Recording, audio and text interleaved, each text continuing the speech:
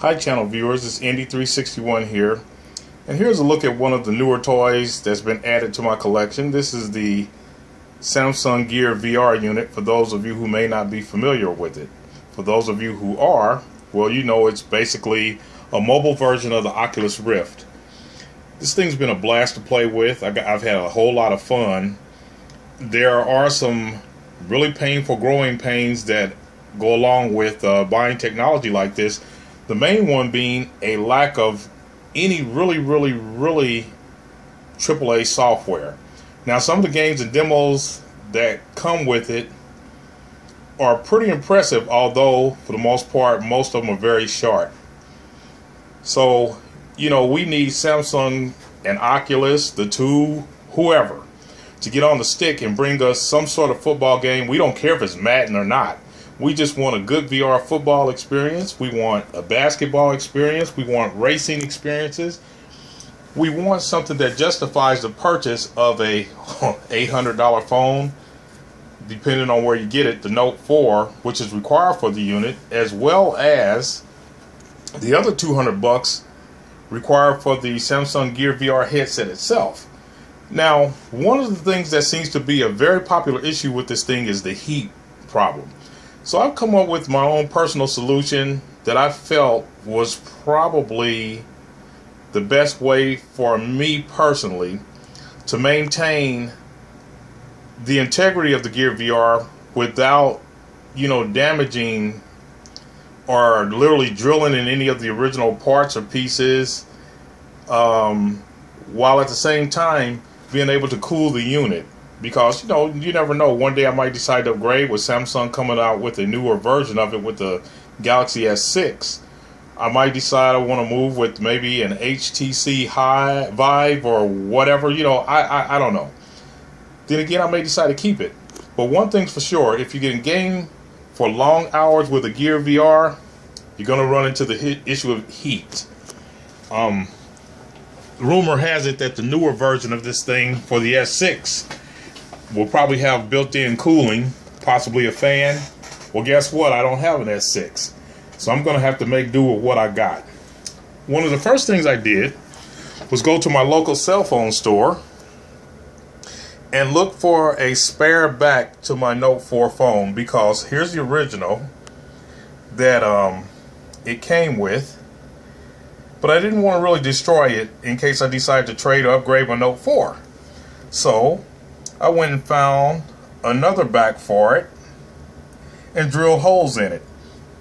The holes really are going to help with the heat issue, because you know, common sense tells you if you just simply take a look at this back, there's no ventilation on here. So by drilling a few holes in it, that alone is allowing a lot of the hot air to escape.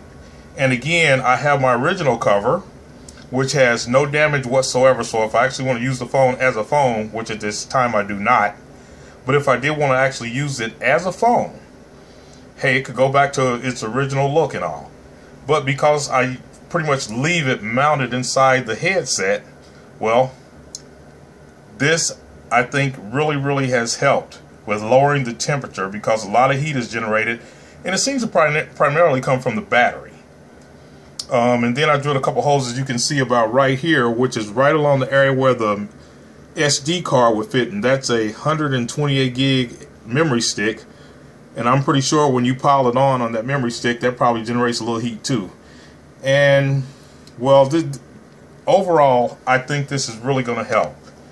I also went to my favorite local electronics store, and probably close to the last electronics store here in Indianapolis, Fry Electronics, and I grabbed two of the smallest fans I could find, and they also had to be the thinnest. And what I did was I used black ties to literally place the fans as high as I could, where there would be just enough air coming through the two upper vents on the visor to bring air in for cooling. So basically, when the Gear VR is all put together, as you can see, there's one of the fans on the right side, We also have one on the left side right here. And they're both set to intake the air with the obvious ports on the side, which I'm trying to get you a good look at. Let's see. There are big openings on the sides, each side and even at the bottom, as you can see right there, for the air to escape. So the air is brought in through the top, it escapes through the bottom and through the sides. And that allows for some really, really good cooling. And to power the fans, I went and purchased, as you can see here, clips so that I could create my own adapter that would allow me to wire the two fans to one rechargeable 9-volt battery. Trust me, you want a rechargeable battery, because I tried it beforehand without rechargeables, and even though I got 2, maybe 3 days of use out of it, probably 4 or 5 hours per day, these 9-volt batteries aren't cheap when you're buying, say, a Duracell or some of the better Rayovacs. So you definitely want to be able to get a hold of a rechargeable battery, get your charger, get your connectors, wire them to the fan, and believe it or not, you will be very, very, very happy with the results. I was able to literally game until the battery in the phone died, and I never got a message, not one message, of the system overheating and needing to be powered down in order to cool off. And I used to get that message all the time before, you know, adding this apparatus to the unit itself. And once again, the unit will look exactly like this after all is said and done.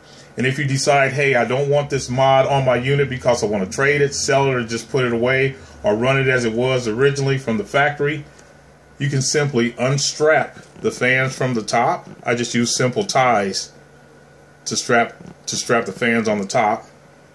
And once the fans come out, obviously you won't have the wire or the cable, so you'll have no need for the battery connector. And you can go back and put your original back on your Note 4, as opposed to having this one that looks like it's riddled with bullet holes. But hey, when it's inside the visor, you never see it anyway. But it gives the unit a more professional look. And what I'm going to wind up doing probably in the near future is going to get some heat shrink for wire, and I'm going to wrap this from beginning to end in black so that it doesn't look, well, striped or whatever you want to call it. It'll have a more professional look. But believe it or not, this solution has worked for me very, very well. I'm happy with it. It didn't really cost me a lot of money. And that's one of the things you're going to notice about the Gear VR when you first get it and you start playing. The heat issue is going to really, really irritate you. But this is a real easy, simple solution. And again, all the parts can be purchased at Fry's Electronics and possibly your own local store, your own local electronics store, with the exception of the back. And I simply found that at one of the neighborhood cell phone places. They happen to have an old Note 4 that didn't work. I purchased a case from them, came home, drilled the holes in it, and there you have it. Once again, this is a simple solution without actually altering, drilling, or damaging your Gear VR's integrity in any way. Not to mention the Note 4 phone as well. The phone will run cool. You'll be happy. And thanks for watching the channel as always. Have fun with your Gear VR. This is INDY361 and I'm out. Now the game you see in the window above is called Hero Bound. It's a pretty cool game. It's got some pretty good special effects, and you got to check the perspective out, which winds up being a view from where you're almost overhead looking down on the entire playing field or the map. But it's hard to describe it. It's just something that you got to see. But what makes that game interesting is that when you're playing it to me by far has been the most demanding of all games. You know, it generates some pretty large play areas, dungeons, has a lot of animation going in the background, waterfalls, pretty cool lighting effects. The 3D depth is astonishing.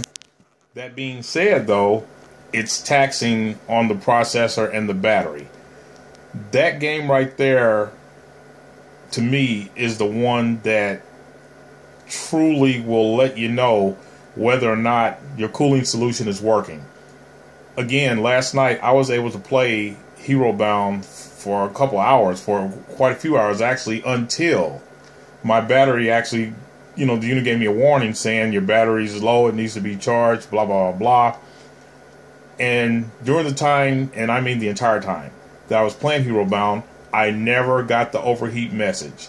Prior to that, you probably get that message within 30 minutes of playing the game. If you don't believe me and you do have a Gear VR, try it for yourself without a cooling solution and you'll see what I mean. The other thing I want to make sure that everybody understands is that the mobile version of the Gear VR, yes, it is Oculus, but it is not tethered in any way to your PC.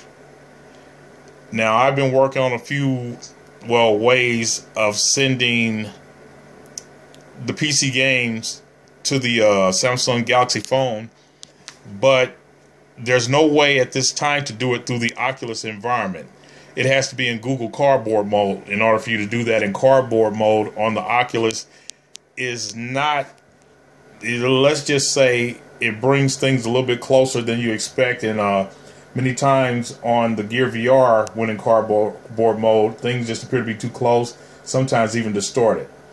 Hopefully they come up with a means of, allowing us to put it in cardboard mode through the Oculus environment, and we'd be very happy with that.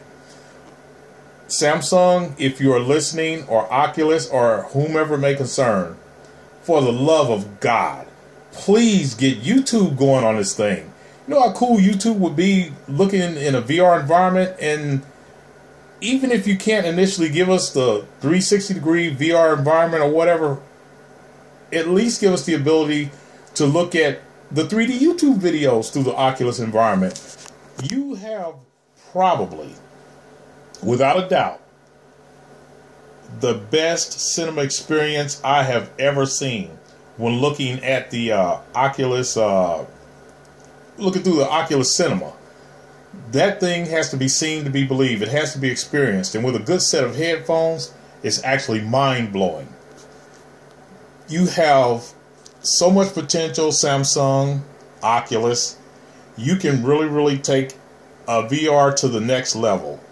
But you guys are going to have to step on it. You got to get on the stick, because with the competition coming out from, again, HTC with the Vive, not to mention Sony, Microsoft coming out with theirs, you are first right now with a consumer version of a VR set to officially be on the market. You can dominate that market, but you cannot dominate this market by doing things that are detrimental to the product. So please, please, if you guys are listening, get behind your product. I mean, jump in with both feet on fire and make the purchasers of your unit happy about their purchase, and show us that you appreciate us supporting you by supporting us. Once again, INDY361 out.